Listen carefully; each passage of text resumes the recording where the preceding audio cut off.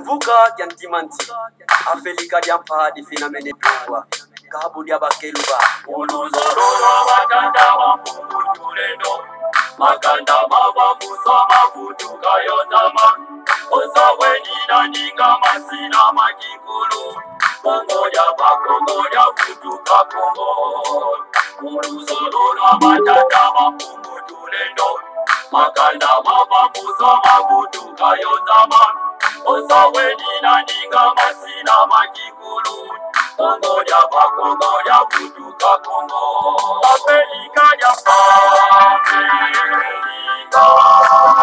Afrika ya Malina tumbo Afrika ya Afrika Ya Palestina mene tumbo Afrika ya Afrika Afrika ya Malina tumbo Afrika ya Afrika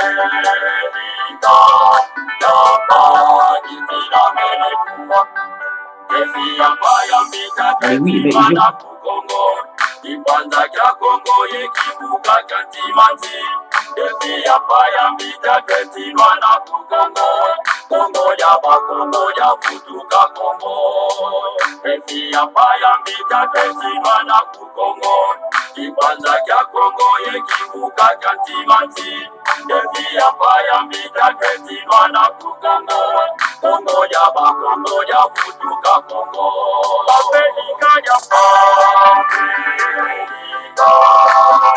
Afrika ya Malina tumbo Afrika ya Afrika Ya Palestina mene tumbo Afrika ya Afrika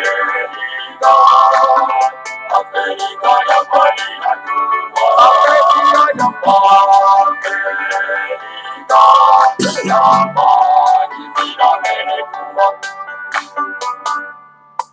Zakuza kuna tatuza zozira katulwa Uluzolola batata bakungu tuleno Sikumi azone za kwanza zinatungwa Yevuka na mukivuka kya Ntimanti Zakuza kuna tatuza zozira katulwa Uluzolola batata bakungu tuleno Sikumi azone za kwanza zinatungwa Yevuka na mukivuka kya Ntimanti Afrika ya Afrika Afrika ya Malina tumbo Afrika ya Afrika Ya Palestina mene tumbo Afrika ya Afrika Afrika ya Malina tumbo Afrika ya Afrika Ya Palestina mene tumbo Sikumi azole za kwanza zinatungwa Kongo kwimaka ngubegela kuvanguza mi Oyo makajanga kivuku bangi chwapa Kasaimu kivuka kya Ntimanti Sikumi azole za kwanza zinatungwa Kongo kwimaka ngubegela kuvanguza mi Oyo makajanga kivuku bangi chwapa Kasaimu kivuka kya Ntimanti Afrika ya Afrika Afrika ya Malina tumbo Afrika ya Afrika Ya Palestina mene tumbo Afrika ya Afrika Afrika ya Malina tumbo Afrika ya Afrika Ya Palestina mene tumbo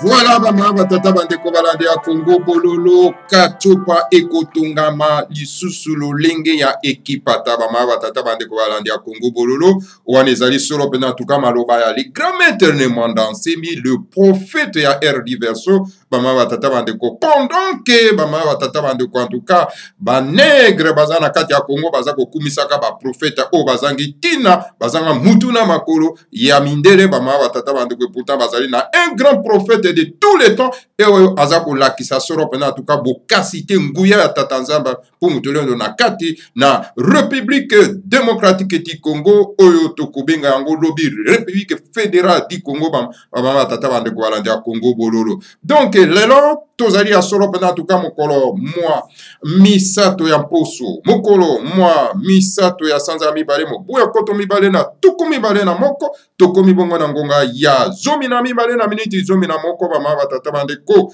epai wapi tozali kopesa bino banso bayenge bambote pe balosako na bino banso bama batata bandeko balandi ya Congo bololo ezali babino molobeli mbuta bopele bobala elingi koloba malamu koloba plaisir pe sengo monene en tout cas tozalaka na yango tango toyaka na Congo bololo pe tokutanaka solo pena en tout cas na bandeko na biso bazalaka pena fidèle na Congo bololo parce que kozala fidèle na Congo bololo engi koloba ete kozala pena na esika oyo yo kozwa pena bwanya pe mayele bama batata bandeko en tout cas topesi bayenge na biso na mbuta sakameso kuna na mboka mokonzi Kinshasa en tout cas consultant na biso monene cadre monene ya bundu ya Congo to bosanité en tout cas kopesa solo pena balosako na biso na mbuta nzinga en tout cas oyo azali solo pena journaliste monene na kati ya Congo na kati na Kinshasa oyo azali donc journaliste ya bundu ya mayala pe bundu ya Congo bama batata bandeko toza kopesa ye solo pena en tout cas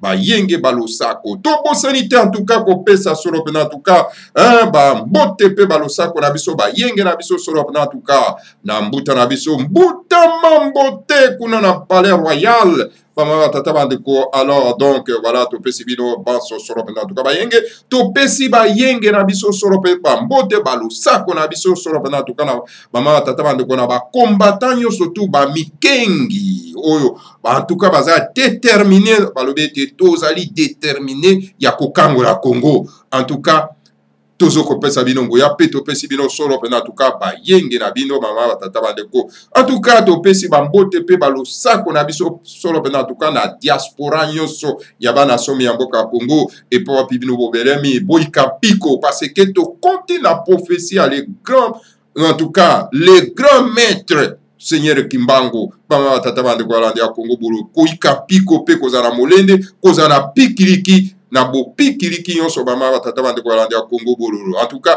pona kosukisa topesi solo pena en tout cas bayenge na biso ebele solo pena en tout cas les grands combattants les grands maîtres ne Nsemi en tout cas le grand leader de tous les temps le grand prophète ya ere ya verso bama batata bandeko oyo mokili mobimba tikala kozwa te bama batata bandeko na molonga inayi en tout cas topesi yo bayenge bambote na yo le grand maître Nsemi ikampiko bitumba toza na nsima na yo tokobunda ti tokozwa elonga yango nasengi na bangala nyonso nasengi na bamongo nasengi na bavéritable en tout cas baswahili ya pale baswahili ya balokele babembe baluba bato nyonso tu oyo baza na kati na Congo bama batata bandeko botia bo brancher miso na bino solo pena en tout cas na le grand leader de tous les temps le grand maître Nsemi oyo alakisi ba preuve vraiment ya efficacité na ye oyo alakisi bino ke aza na nguya ya tata nzambe ya Pontolendo bolanda solo pena en tout cas évasion ya prison ya makala bama batata bandeko balandi ya Congo aucun prophète a sala démonstration wana bolanda le grand maître Nsemi alakisi ete mabele zelo ako transformer yango donc na explosif alakisi yango ndika oyo boliaka ekokoma solo pena en tout cas bombe alakisi yango bama batata bandeko balandi ya Congo bolo tala nguya ya batindami ya tata nzambe ya Pontolendo tala démonstration de force oyo asali na kati ya palais royal plus de 5000 éléments terroristes à Hippolyte Kanambe na ya monsieur Chilombo hein, batinda qui n'a pas le roi. Les 24 avril, pour qu'il a tout simplement pour assassiner le grand maître de Mandasemi. Une seule personne, il est sorti tête haute. Voilà la force ngouya ya Tata Nzambe pour nous. Mais ba nègre baza na Congo baza ko reconnaître force wana te pendant que bato baza libanda baza ko banga pe baza ko lenga na présence ya le grand maître de Mandasemi na kati na mboka République démocratique du Congo. En tout cas, ba yenge na yo le grand maître de Mandasemi ba lo sambo na biso ba invocation na biso ezali kotinda makake pa na yo po ete kozala na bopikiliki po ete bitumba ekoka kokoba po victoire eza obe na nsima na batata bandeko bangala botia miso na bino epai ya moko ya biso ya race bantu oyo alakisi bokasi te nguya ya tata nzambe apunctulendo bomoni yabelelaka yesu bomoni yabelelaka yawe alors baoya bino babelelaka yawe babelelaka ba yesu. Regardez, il se retrouve aujourd'hui où c'est pour dire que c'est Yesu que vous appelez ne vous écoute pas. Et c'est Yahvé que vous évoquez ne vous écoute pas.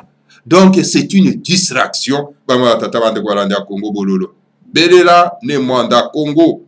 Belela Tata Nzamba Punctolendo, le Seigneur à Congo. Iyem de Mukeli Alikuro na se bama tata. Belela ba koko na yo. Ba koko na yo. Bangonde bazali ba représentant na yo na kati ya mokila molimo doko belela. Alors botika distraction oyo ba pasteur ba commerçant spirituel baza kokosa bino na kati ya mboka bama tata bande wala ndia Congo. Soki boyoki un pasteur, boyoki un père spirituel azo ebisa bino makambo wana ya bapaya. C'est un escroc. Alingi na kaka mbongo azwi bino ma ba esclave azo ko utiliser bino po bobebisa ka mbongo na bino. Alors donc bino yo surtout bo orienter penser miso pe boanya na bino et pas ya l'homme ya R diverso c'est le grand maître ni mwanda semi bolanda ngo malamu na lobby boye l'air ya verso il y a une seule personne o ya bi secret ya R diverso il y a changement et keke oyo to kotina ngo c'est le grand maître ni mwanda semi mama tata bandi wala nda Congo jouate kozana jouate parce que Nzamba ponaka moto nyonso te aponaka kaka moko pona ete akwa koya kobikisa baimboka bama tata bande komi tuna ta pona ni ngai te poni ba choisir biso te na ekolo na biso te poni ba poni epa ya baluba te pona nini ba poni epa bangala te lokola ba poni epa bangala te ba poni epa baluba te ba poni ka epa ba Kongo alonga na kolanda te alors kotikala nasi okokufa lokola nyama mboloko koba lokola mokomboso. Alors donc moko abiso de la race et seigneur to za fier to pesa ba énergie nguya po ete akwa ko pesa biso nyonso oyo ye na yango po alaxi démonstration asali démonstration de force moi ko za na miso to ko mona te ba ma tata. Alors donc biso ban ce seigneur to pesa nguya et par les grands maîtres de Manda semi pona été en tout cas ba ma tata bande ko lubiko changement ko akoya toko kenda e pa ya le grand maître na ba chivenaye toko ko tuna ye mamotuna abisa biso pona nini Congo ezali ko bonga te ye akoyebisa biso ba ma tata bande ko landa Congo bolo. Donc voilà ba ma tata bande ko donc voilà masolo toko so lelo ezali moi ebele ba ma tata bande ko toko za bino ataka plus que même 1 heure du temps pour to solo là ba ma tata bande ko landa Congo bolo. Lelo toko lobela makambo etali solo pena ba obokono où ezali na kati na mokilo yo et pas wapito yo qui était Monsieur Tulombo a memi ba vaccin kuna na kati na Congo pona ko tobola bandeko totala toko meka ko pesa ndeko na biso oyo azali kolobe ali kambwana ke vaccin isili ko kita na kati na Congo. Alors donc bazali ko préparer pona ko tobola bandeko est-ce que ezali ya solo ezali lokuta ezali un tox to éviter ba ma tata bandeko lande ya Congo bolo. Alors toko lobela mwa makambo ebele toko kende pa ndeko na biso moko mwana kachopa et pour appuyer pena za ko s'apprendre ça pena en tout cas na mokonzi ya ba français donc tokoyoka ye eloko nini aza ko reprocher na mokonzi ya ba français tokoyoka ye awa na kati na studio na biso ba ma batata bandeko Congo bololo. Alors ba ma batata bandeko lisusu toko kende wapi toko kende pa ba journaliste ba français baza olobela biso makambo etali solo pena tout cas makambo ba biloko toza ko mera meraka biloko abimera mero toza ko mera est-ce que ezali mabe pona santé to boni tokoyoka. Toko meka kotie la bino moi vidéo ya témoignage ya moto moko azwaki pe tongawana ndenge nini esali alors donc toko yokaye makambo nini ye akoloba na biso ndenge nini réaction ya tongawana esali na kati na bomoi na ye. Voilà bama batata bandeko balanda Congo bolo tokokenda lisusu pa ya ndeko na biso haïtien ye abeti sete na likambo etali solo pena en tout cas christianisme tokolanda ye réflexion na ezali ndenge nini, qu'est-ce qui se passe en tout cas na christianisme, est-ce que kolanda christianisme eza mabe eza déroute ou bien ezali ndenge nini, tala masulu oyo tokobeta lelo bama batata bandeko balanda Congo bololo donc eza matata donc tozali vraiment na makambo ebele ya kosolola. Alors, bolanda na bokebi nyonso. Kasi liboso tokenda koloba, bama tata bandeko, tokomekana kopesa message na biso epa ya moto babengi Tambwe alias Eliezer. Tambwe alias Eliezer akomi kosakana na bana somi ya mboka ya Congo baza na diaspora trop. On est à ça que l'émission s'est focalisée sur la situation zali kolekana kati ya mboka. Mboka zali vraiment moribond. La prophétie du Seigneur Kimbango ezako se réaliser na miso na biso tozotala, mais on dirait que toza na miso toza komona te. Lorsque le Seigneur Kimbango disait na 1921 bama batata bandeko balanda Congo bolo ete mboka ekobeba bato bakolela tokomona pasi pe bato bakobika na lobiko na nguya atata nzamba pongtulendo. Est-ce que mboka ebebi te? Bato baza kolela te na kati ya mboka? Alors bato baza na miso ya kotala baza komona kasi baza on dirait que baza komona te bama atata bando. Alors bana somi ya mboka ya Congo na diaspora, ils ont fait un travail de fourmi, un travail énorme. Oye pa wapi ba combattre l'occupation ou ezala ki chapeauté par Hippolyte Kanambe mwana tuti rwandais mopaya. Oyo bango baza ko benga bizement Joseph Kabila. Et pourtant monsieur Hippolyte Kanambe ayebi consciencieusement au fond de son cœur, même Tambwe alias Eliezer ayebi yango très bien que Hippolyte Kanambe n'est pas de fils de Laurent Désiré Kabila, c'est un étranger tout rwandais. Son oncle c'est James Kabarebe et puis le ministre de la Défense Namboka ya Rwanda bama batata bande walanda Congo bolo. Et bana somi ya mboka ya Congo bazana kati na diaspora, ils ont combattu. Ils ont combattu. Hein? Ils ont fait un travail de fourmi pendant que Tambwe alias Eliezer collaborait avec Hippolyte Kanambe et faisait la distraction de c'est comme si ils ont collaboré dans Hippolyte, dans le régime Hippolyte Kanambe. Est-ce que vous avez entendu une seule fois mais c'est Tambwe alias Eliezer condamné et critiqué Moto Babengi Kalunda Motov? Qui est Kalunda Motov? Kalunda Motov, c'était criminel sanguinaire terroriste. Oyo Azalaki patron ya ANER et organisation terroriste liée à Qaïda qu'on appelle ANER. Et c'est celui qui a vraiment massacré notre peuple. Et cet individu, c'est nègre. C'est mon combo égaré sur qui est tranquillement à Katia Congo. Est-ce que vous avez entendu une seule fois M. Tambwe alias Eliezer s'attaquer à ces messieurs-là? Non, parce qu'ils collaboraient ensemble. Ils faisaient la distraction. Le collaboration, Miyamboka Congo, balingaka distraction. Alors donc, il y a ça pour distraire Bino Bama Batata Bandeko. Tambwe alias Eliezer n'a jamais attaqué Kalunda Motov alias Kalev. C'était ces chefs de l'organisation terroriste liée à Qaïda Nakati Yamboka Nabiso à Congo. Pas du tout Bama Batata Bandeko Baladia Congo Bololo. Hein? Alors, le genre oyo babandaki ko combattre pe bazo ko continuer ko combattre parce que ces gens-là sont toujours omniprésents na kati ya mboka. Alors Tambwe alias Eliezer s'attaque à la diaspora bama batata bande ko landa Congo bololo. Donc cible naye c'est la diaspora. Lui pense que peuple na biso d'abord ba chosifier bango na ba régime oyo ya azali toujours le collaborateur. Monsieur Tambwe alias Eliezer tous les régimes où les qui na kati ya Congo tambo Alliance Réserve, c'est un collaborateur ya ba régime wana. Alors ba régime wana est chosifié nos frères et sœurs.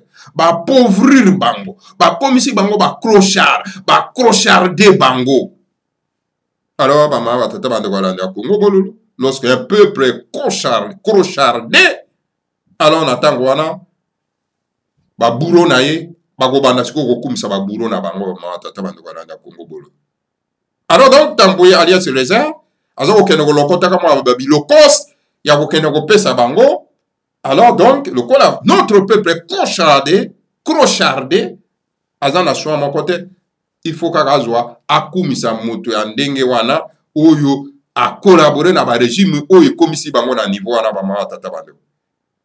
Alors, c'est même tamboye Alliance Réserve, il critique la diaspora. Azako vilipender la diaspora. O esali musala munene pe zo continuer ko sala musala munene ba mawa tata bande ko landa Congo bololo. Alors, cet état des choses, tokoki kondima yango ata mukete esengeli baimboka de la diaspora congolaise, ba hausser le temps. Nous devons hausser le temps et mettre en garde M. Tamboye Alliance Réserve. On doit les mettre en garde. Parce que, ce qu'il y a diaspora, les choses, et nous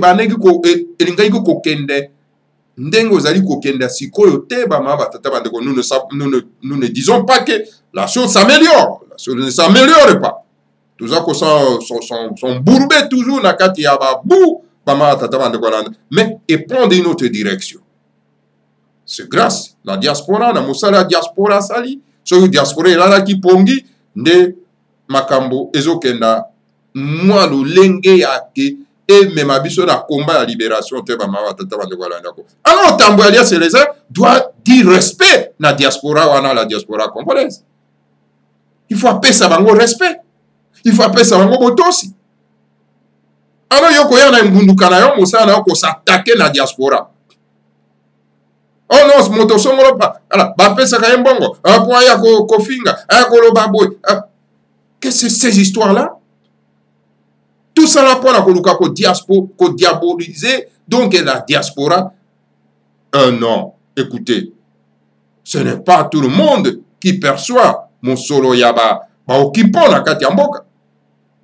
C'est pas tout le monde.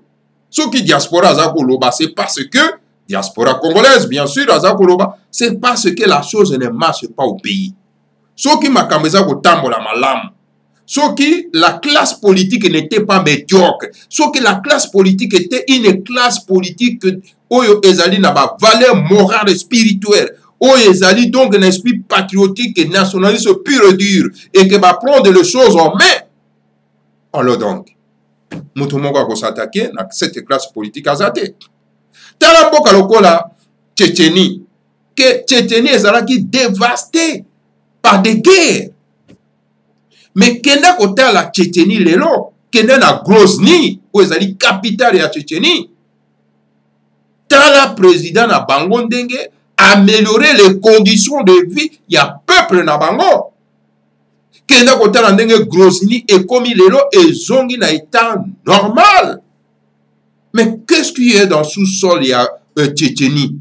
Ce n'est qu'il n'y a que le pétrole. Mais tandis que notre pays, la République fédérale du Congo, est égorgé des ressources abondantes. Il y a minerai à sous-sol. Et cause en état où ils allaient les noter. Tout simplement parce que nous avons une classe politique médiocre. Et les grands maîtres de mandat, maintenant jamais cessé de le dire. Que la classe politique congolaise est médiocre. Avec cette classe politique congolaise qui est médiocre, on ne peut pas améliorer les conditions de vie de notre peuple. Et alors, la diaspora congolaise a entendu les messages et s'attaque, n'est-ce pas, à tous ces prédateurs. En tout cas, alors, Tamboye Alliance Réserve doit dire respect dans cette diaspora. Donc, voilà, nous devons nécessairement mettre en garde cet individu qui a toujours collaboré avec ce régime de l'occupation. Et il n'a jamais dénoncé l'occupation du Congo, cet individu.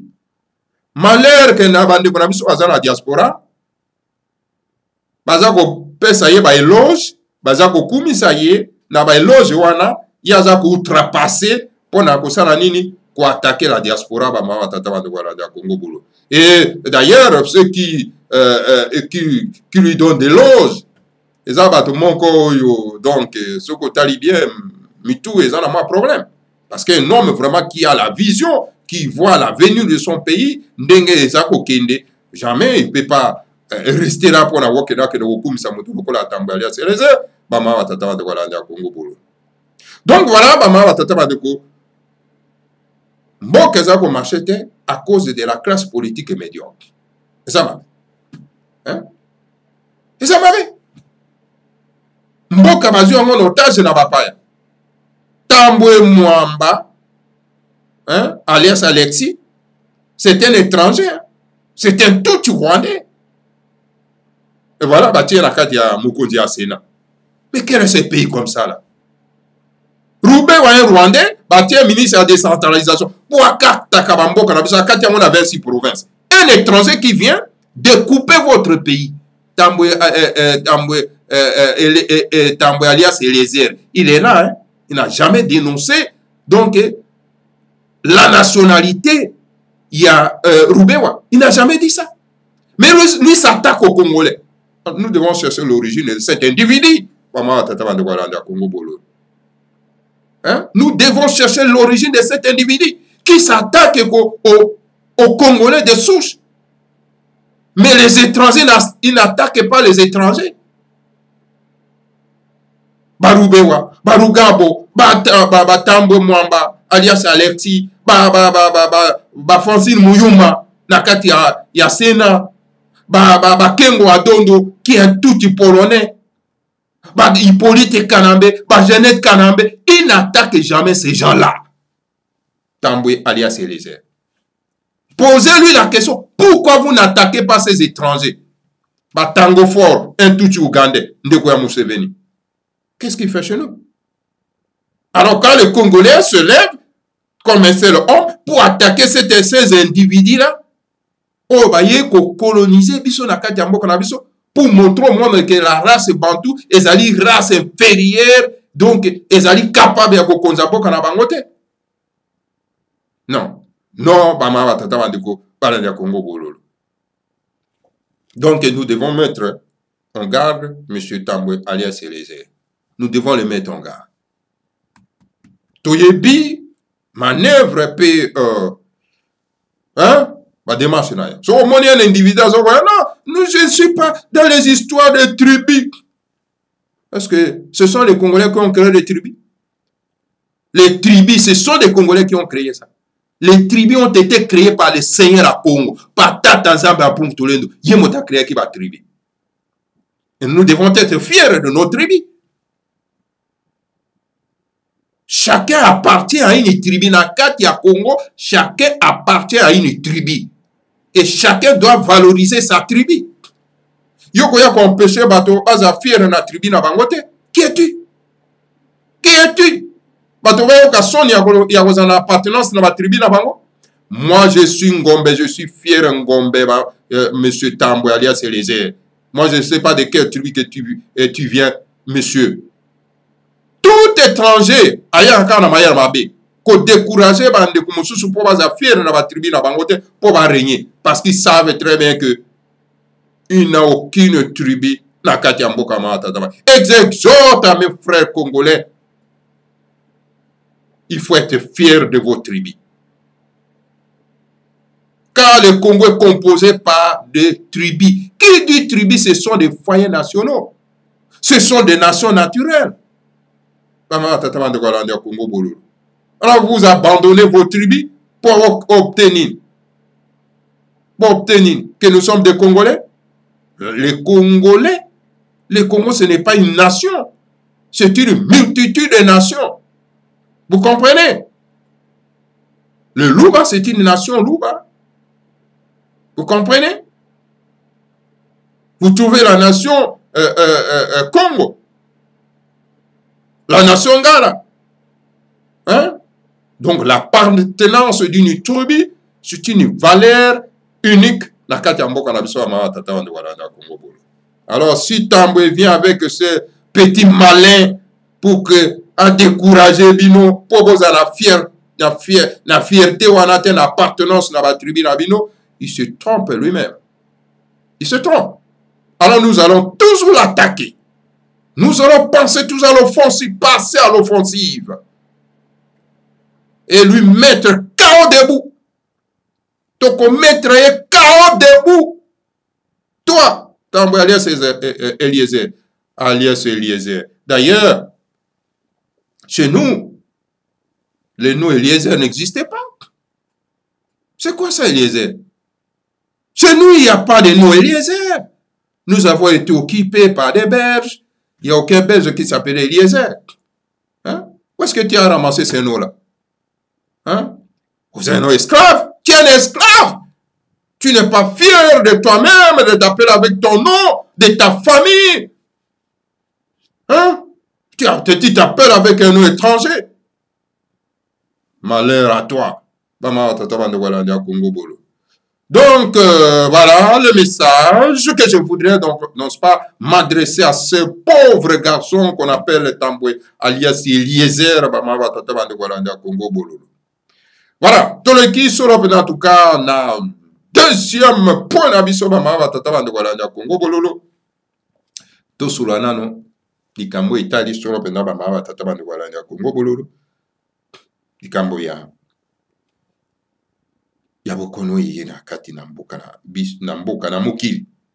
Na mboka te na mokili ba ma tata bande balanda Congo parce que na mboka na biso ezate. Ezate.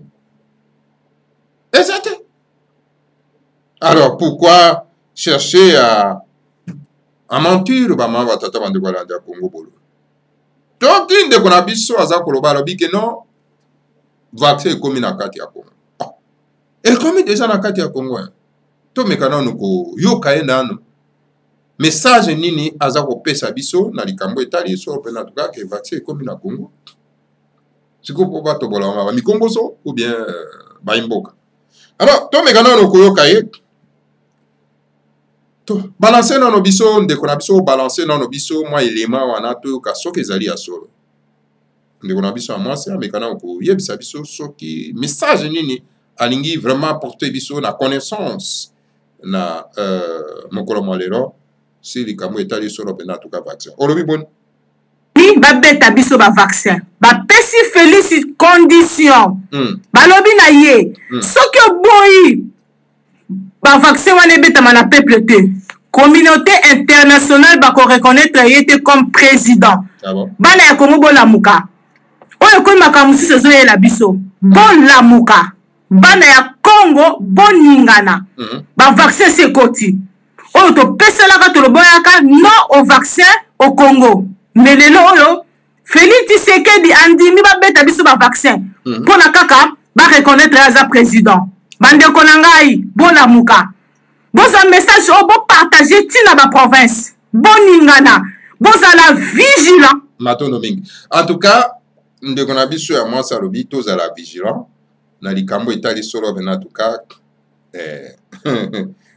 vaccin to éviter ceux qui vraiment ezali au vrai alors que tous à la vigilance c'est très bien, c'est un bon message à pesibiso pour tous à la vigilance to fungola miso to la pongi ba bébé comme 10 heures le feu tu sais que doit mulumba mama tata bana tous à la vigilance tous à la vigilance et c'est tous à la vigilance azan a raison mama tata bana wala nda Congo bolo.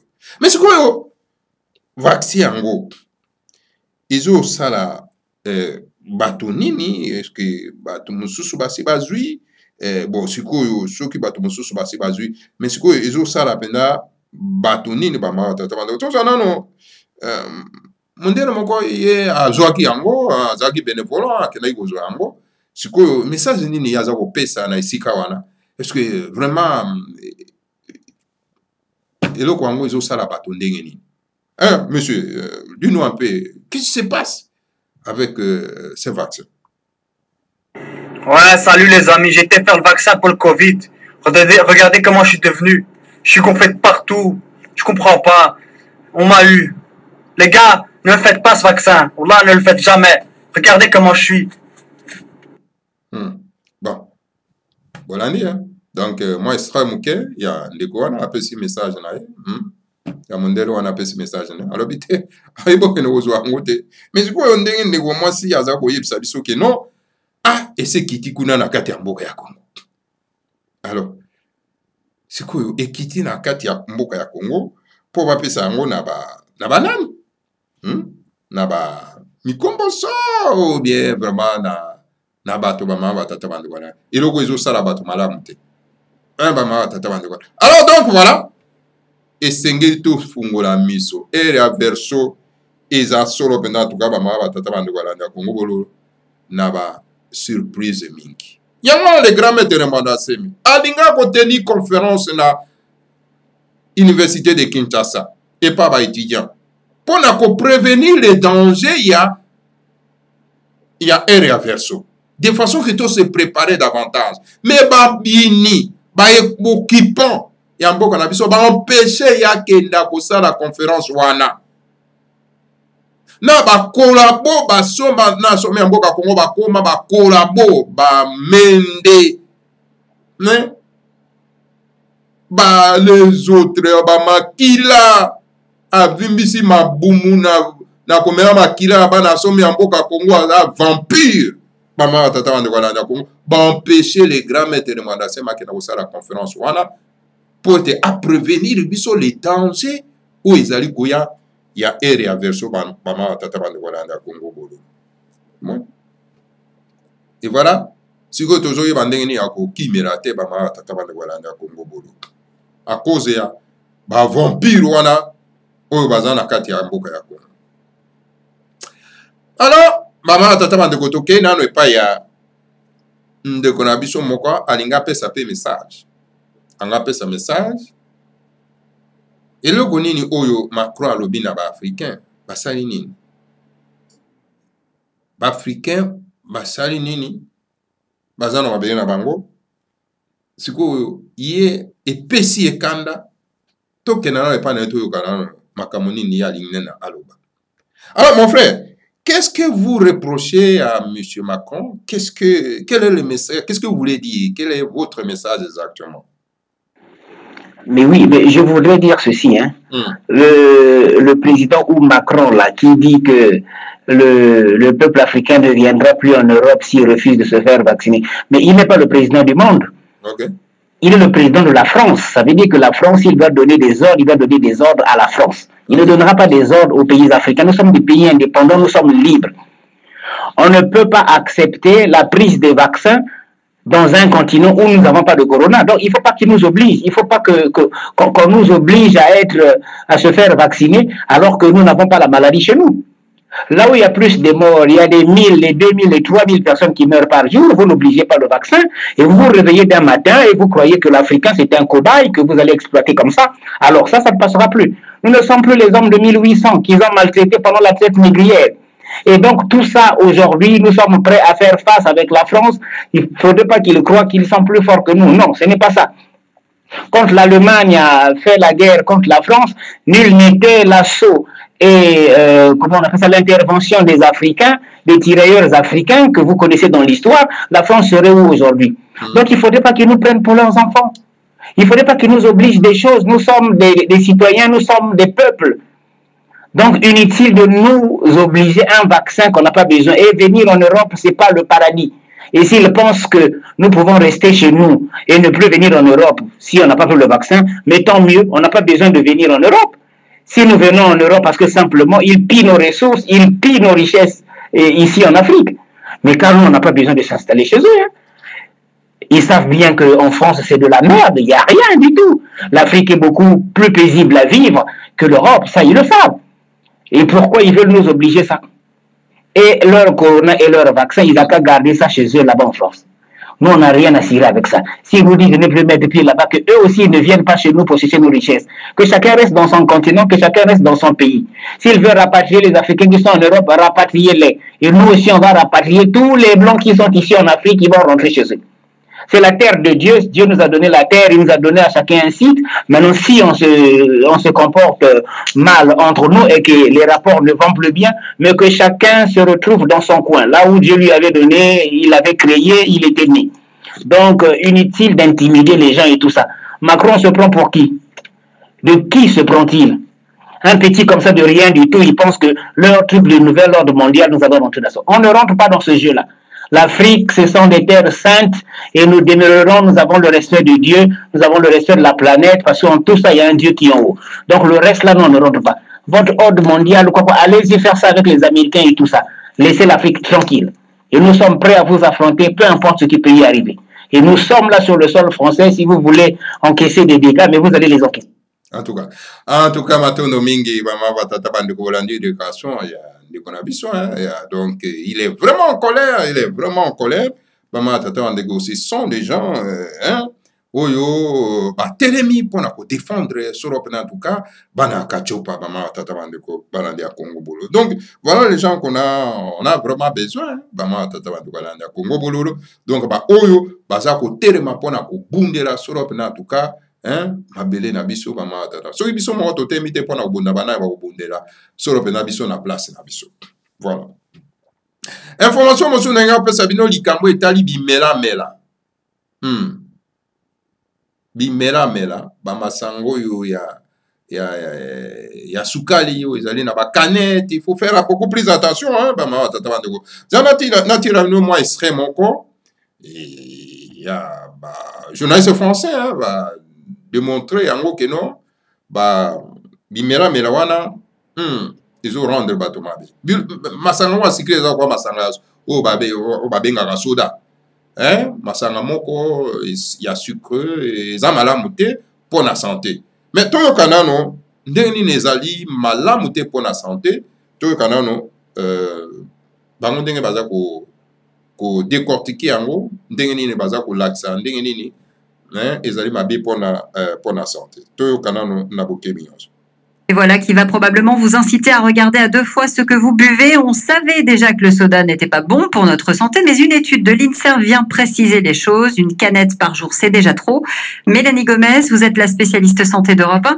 C'est notre foie qui trinque. Oui, alors ces chercheurs de l'INSERM montrent donc dans une étude qui sera présentée demain au congrès des hépatologues qu'à partir de seulement 33 centilitres de soda par jour, que ce soit du Coca, de l'Orangina, du Sprite, c'est déjà en effet toxique pour notre foie. En fait, ce qu'il se passe dans le corps, c'est que ce sucre sous forme liquide, il se transforme ensuite en graisse. Et à la longue, canette après canette, cette graisse, elle va engorger en quelque sorte le foie. Aujourd'hui, on sait que 20% des adultes, soit 8 millions de Français, ont déjà ce que les médecins appellent un foie gras. Et parmi eux, certains souffrent sans le savoir d'une maladie qu'on appelle la NASH. En clair, une énorme inflammation du foie, précise le professeur Laurent Sarfati, hépatologue au CHU de Strasbourg. Et c'est quand il y a cette inflammation qu'on parle de NASH. C'est cette NASH qui peut évoluer vers la cirrhose et le cancer.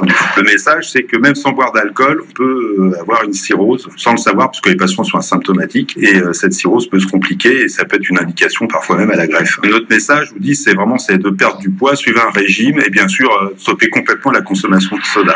Enfin, ces médecins insistent, ce risque d'avoir un foie gras et malade, ça peut commencer dès l'enfance, donc chez les plus jeunes aussi. Dès une canette par jour, le foie souffre. Résultat, pour les petits comme les grands, on oublie toutes les boissons sucrées, même les jus de fruits. La seule boisson pour garder un foie en bonne santé, c'est l'eau.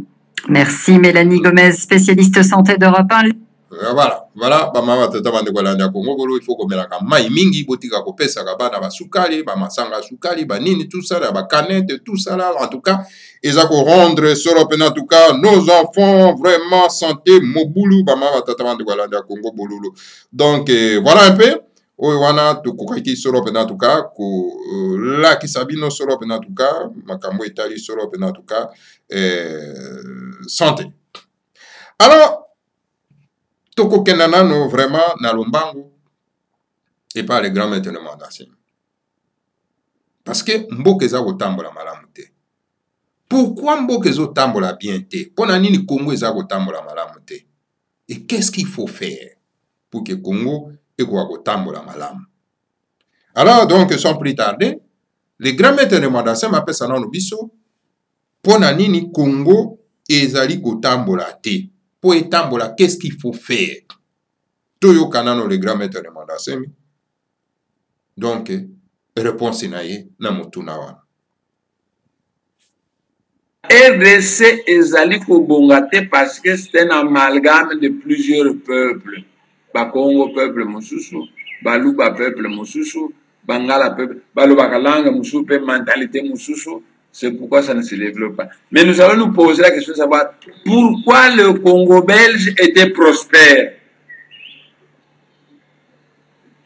Natangwa Congo belge, Bangala, Baluba, Baswahili, Bazali Kolobaki Congo Mundele. Parce que mentalité à Bakongo est semblable à Mundele. Et Natangwa Congo belge, ça marchait, le Congo belge, c'était un paradis parce que il y avait une race supérieure, les Belges, plus une race supérieure, les Bakongo, qui s'associaient et qui dirigeaient. Toute l'administration du Congo belge était maintenue par des Belges et des Bakongo, deux races supérieures.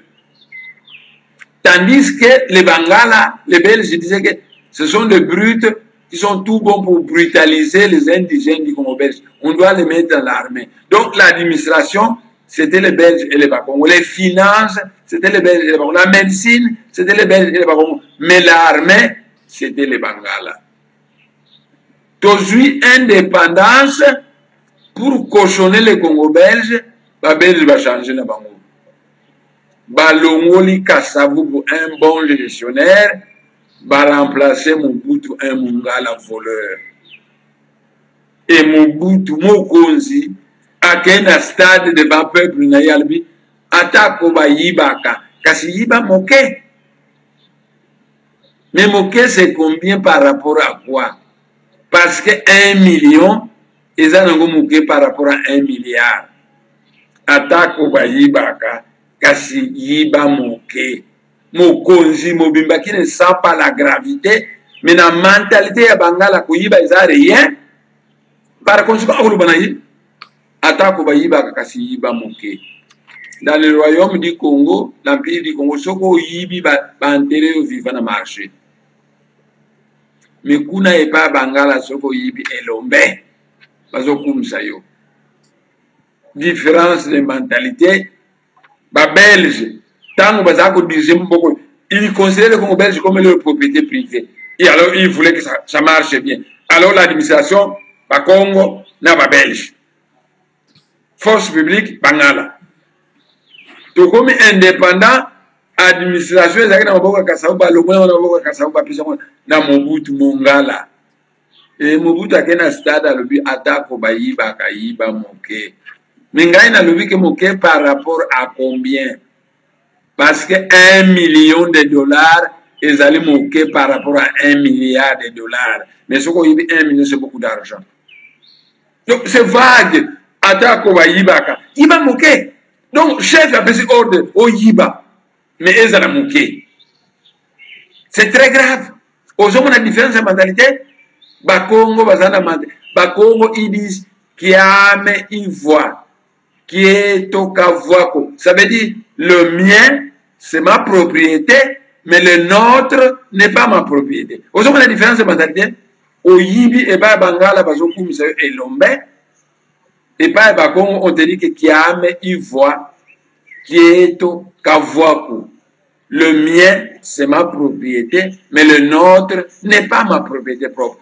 Ce qui faisait que Kassavubu, quand il allait en mission, le surplus de frais de mission, dans Ozonga, Azong, il s'est à l'État. Parce que Kassavubu, non, salaire, Bafutanga, Souka Sansa, Ezali Yangai.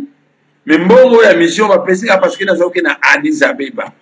Pona lia, pona mela. On a quelqu'un qui a Addis Abeba na lena meli, nda momongo ya frais d'émission ezongi. Frais d'émission bakabala on a kesi l'État azongi si yango Bangala, Baluba, Baswahili, Balobi, Kassavubu azali yuma. Il fallait aïba mbongo wana.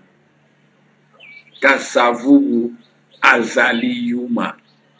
Bolongoli ye Pour remplacer Mobutu, miso makasi ndokite, eh bien, aye na stade, ata ko bayibaka, mais yiba moke, mokonzi mobimba. Aujourd'hui, la différence de mentalité. Mais je vous dis que le Congo belge marchait très bien. C'était un petit paradis. Pourquoi? Parce que l'administration était gérée par les Belges qui étaient une race supérieure, les Bakongo qui étaient une race supérieure, et l'armée, on l'a donné au Bakala. Les États-Unis marchent, pourquoi? Mais il y a des peaux rouges là-bas, ils sont sous-développés. Il y a des noirs là-bas, ils sont sous-développés. Il y a des jaunes qui sont moitié-moitié. Mais pourquoi les États-Unis marchent? C'est parce qu'il y a une race supérieure aux États-Unis, les Blancs, et les Blancs imposent leur rythme aux Noirs, aux peaux rouges et aux jaunes. Donc les Noirs sont obligés de suivre le rythme des Blancs, les peaux rouges de suivre le rythme des Blancs, et finalement les États-Unis est développé. À cause de toutes ces races qui ont suivi le rythme de la race supérieure, les Blancs.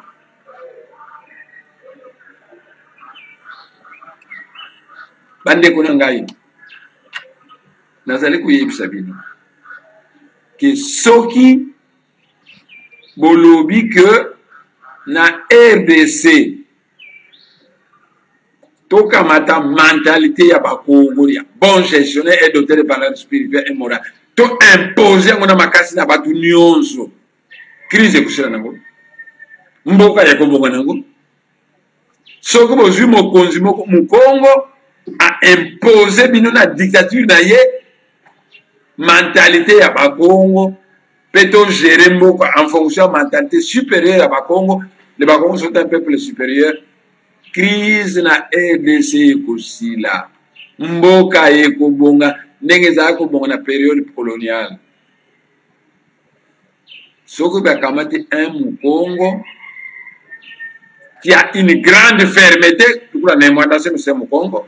Bakamati un Mukongo bo pesi mboka a diriger avec fermeté suivant la tradition ya Bakongo a imposer ngona batu nyonso mboka eko bonga. Mboka eko bonga nango.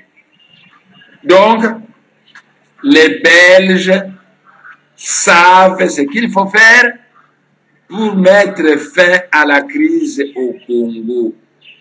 Dommage que les Belges ont le cœur à gauche et le portefeuille à droite. Sinon, les Belges, c'est ce qu'il faut faire. Voilà. Pourquoi Congo belge a la malam? Parce qu'il y avait deux races supérieures qui dirigeaient le Congo belge. Les Belges, une race plus développée, plus le Congo, ils tenaient l'administration. Pourquoi les États-Unis sont développés? Pourtant, il y a des noirs là-bas, il y a des peaux rouges là-bas, il y a un peu de jaune là-bas. Les États-Unis sont développés parce qu'il y a une race supérieure là-bas, les Blancs, qui ont imposé à tout le monde leur rythme. Tout le monde est obligé de suivre le rythme des Blancs. Et finalement, les États-Unis sont développés. Donc, Bande Konangai, Soki Bolingi, crise congolaise. Et si là, c'est votre problème, c'est votre problème. Mais je vous préviens que vous avez ndenge na yebi baluba ndenge na yengi bangala na baswahili ekubonga ko tena mandate ya bino mais soki bolingi mboko na bino ebonga bozongisa un Kasavubu au pouvoir a imposer bino mentalité ya bakongo. C'est une race supérieure et bokomona Congo belge ekubonga nango. Mais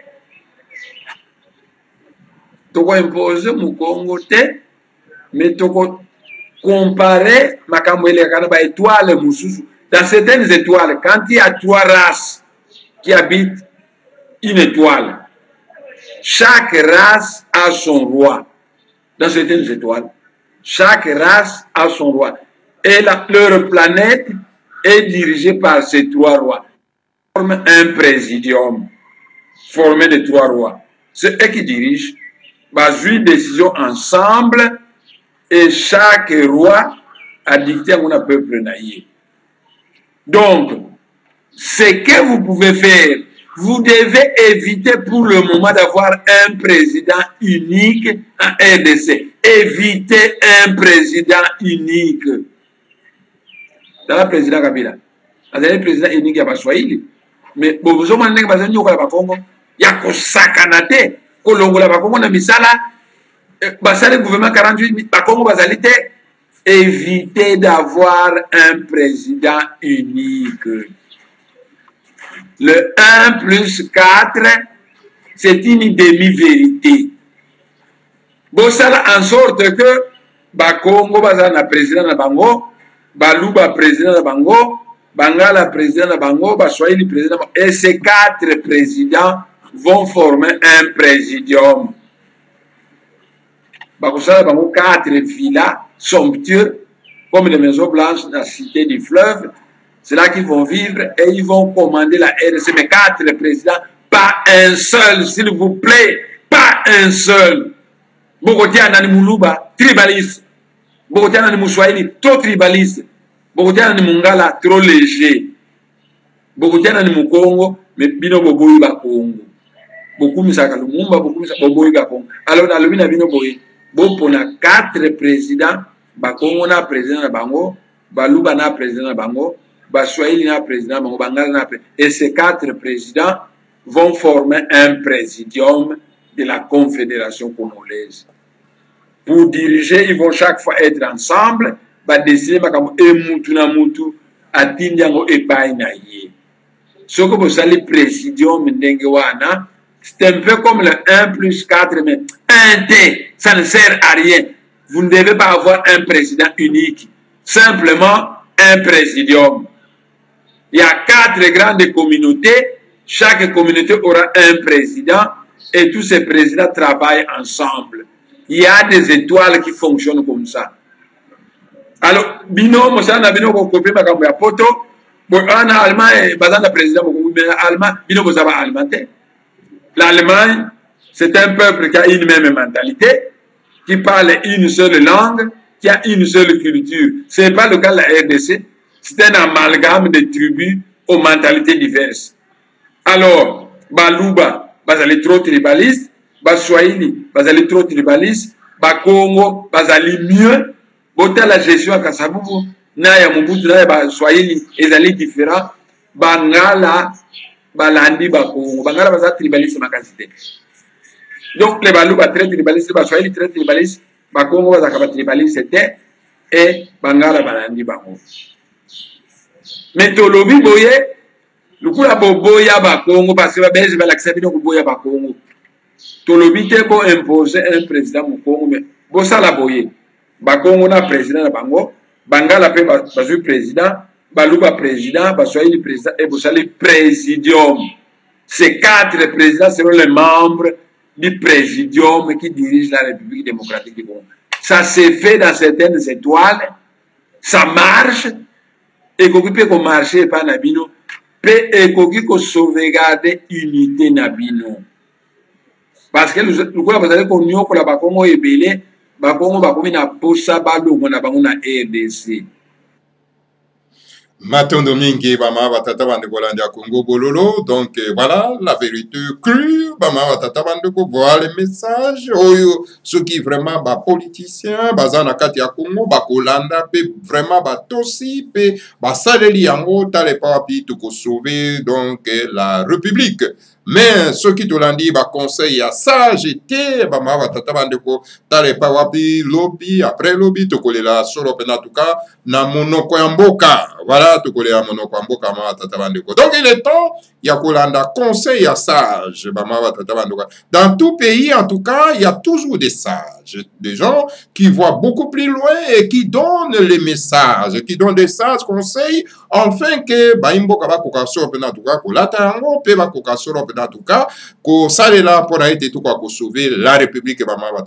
Malheureusement, donc, ceux qui se disent des politiciens, oh, que ce sont tout simplement des prédateurs, oh, bah, il est tout simplement qu'on tourne de sama benganango pour construire pe ko somba mi tout cas, mais les sages conseils vous permettent bango pour aider ba ko tourna boka ba kolanda te, mais ba kolanda au contraire les conseils à bato alibanda, ba tata bande ko ke bato alibanda, ce sont des prédateurs. Donc, il faut rappeler ça bango. conseil où ils allaient apparaître le cola malamu au fond de ces conseils et c'est pour tout simplement piller, détruire bama batata bande Rwanda Congo bololo. Et sengeli en tout cas imboka bazalaka na confiance na baoya biso na ba sage na biso bama tata bande ko pona ko puiser sur en tout cas les sages conseils où ils permettent biso pour tout tonga ngomboka. Et alors nous avons encore un seul vivant, conseil, le grand maître de monde enseigne, mais Singeli Baimboka, en tout cas, Baï politique, Bakwa Golanda, solo en tout cas, sage conseil, wana pona été tout quoi, solo en tout cas, Kotunga na Ngomboka, Tata de Golanda, Congo Bolo. Tala vraiment, Bama Tata de Gowana, Zala qui solo en tout cas, fin, il y a émission Nabiso, en tout cas, dans mon Kolomalelo. Alors, donc, Tokozwa, JFK, en tout cas, hein, semaine prochaine, Congo Bololo, pour tout Pesabino message naïe, en tout cas, le christianisme qui est une religion coloniale que Bandekonabiso ou Bazaba pasteur Bazola Tango pour endormir notre peuple pour la commerce na bango bama tata Bandekolanda Congo Bolo. Matondo mingi na bino banso oyo bo mesana solo pena kolanda biso to sengi na bino tout simplement ya ko partager solo pena en tout cas émission na biso vidéo na biso pona été et quoi kokomela solo pena en tout cas ba imboka et merci mingi solo pena en tout cas na ba oyo pour la première fois ba kwa kolanda solo pena en tout cas Congo Bololo et voilà mama tata bande kolanda Congo Bololo en tout cas au plaisir vraiment ya kokutana bino isusu mbala ya sima. Que nos ancêtres, en tout cas, nous bénissent tous, bénissent Nemanda Semi et bénissent la République fédérale du Congo, Ingeta, Ibobo, Kumwa, mais Belu ya Congo, sera de la Bita, Ozali, et sûrement Monene ya Kwa Tulendo. Mato.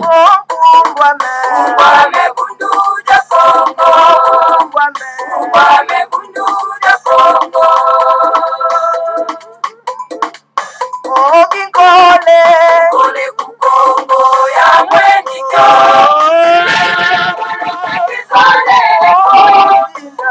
ya tela mane mumbane mukuluza kandanya Kongo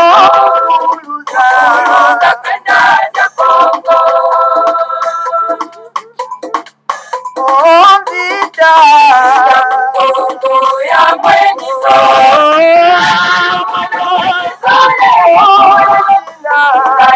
la mane mumbane wana vita kukongo wana vita kukongo okiaje ya mwenisho na yake la mane mumbane kakandanya Kongo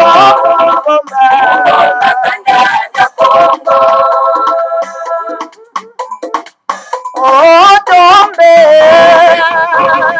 ya mwenisho